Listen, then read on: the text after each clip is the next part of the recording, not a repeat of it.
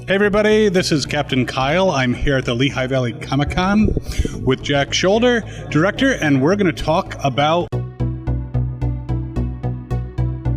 How are you enjoying the convention? I'm enjoying it. It's a little low key compared to some of the other conventions that I've been at, but it's nice. It's a very pretty part of the world here. A lot of people, they see directed by, and they don't really understand what directed by means. Basically, I'm telling a story. That's my job. And I tell the story from my particular point of view. There's a script. Usually I have input on the script. Very often, most of the time the script is already written, but then I go in and I work on the script. I go and I say, what is this film really about? Which is not the plot, but what's the subplot? What's the spine? What's the underlying theme of the film? And then, very often I'll make changes. This scene is too wordy. We don't need to know that. We already can figure that out. We don't need to tell the audience. And you start doing what an agent of mine referred to as directing on the page. And then you make a lot of choices. I mean, basically, you're just making choices all the time. Should I cast this actor or that actor? Should I put the camera here or there? What lens? And so on and so forth. But really, it's telling a story. And telling a story, what I've come to realize is basically giving information. Whether that's plot information, or character information, or visual information, or maybe not giving information, withholding information, and how you do that really has a lot to do with how you make a movie. So, looking at a script as a director, what is the most things that you have to change before you even start working on the movie?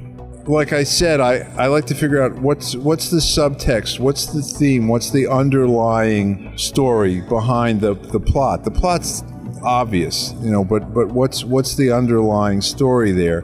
The answer is subjective. You might read the script and you might say the underlying story is this, and I might say the underlying story is that, and then I would make a whole lot of choices based on what I feel that underlying theme is, and that's what gives the whole thing coherence. Because if you're the director, what you're doing is you're giving it direction. It's kind of like a laser.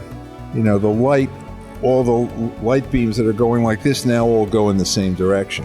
And if they all go in the same direction, you can cut through metal.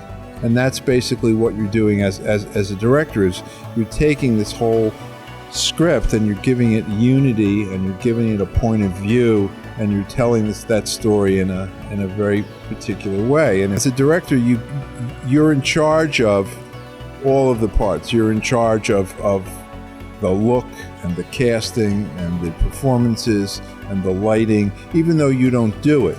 I don't do the lighting and I don't tell the director of photography how to light, but we've talked about, what we're looking for, and, I can always say, I think it's to this or I think it's to that. A lot of the best choices that I've made in my movies were made by other people, but I've kind of gotten them to see the movie the same way that I see the movie. So everybody's thinking in the same way about it. You have all these other creative people, and they're coming up with good stuff.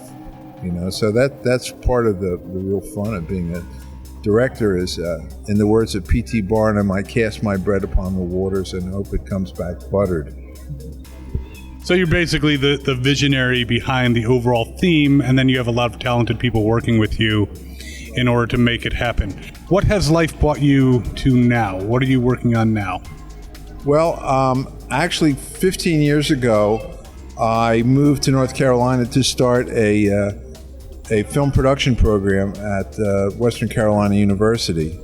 And that was pretty interesting since I had never taken a film course in my life or taught a film course in my life. So I basically then spent the next 14 years figuring out why I did what I did so I could explain it to students. And then I retired from that job a year ago, and now I'm trying to get another movie made. It's a vampire movie, really, really interesting script that I co-wrote with a very talented screenwriter.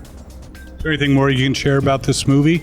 Well, it's based on a very famous novel, vampire novel, that was written before Bram Stoker's Dracula.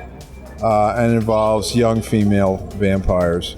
But again, the theme really has more to do with female empowerment, religious intolerance, some topics that, I mean, we didn't plan it that way, but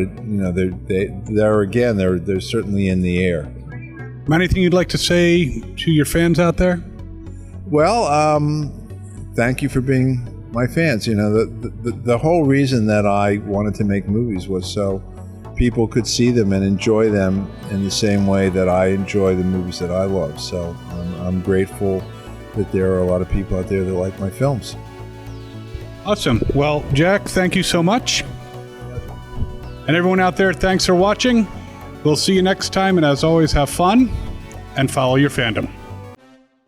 Hi, thank you so much for watching this video. If you enjoyed it, please like and share, and we love to read your comments. Don't forget to subscribe and click the little bell icon to get notifications of our new videos. Thanks again, and we'll see you on the con floor.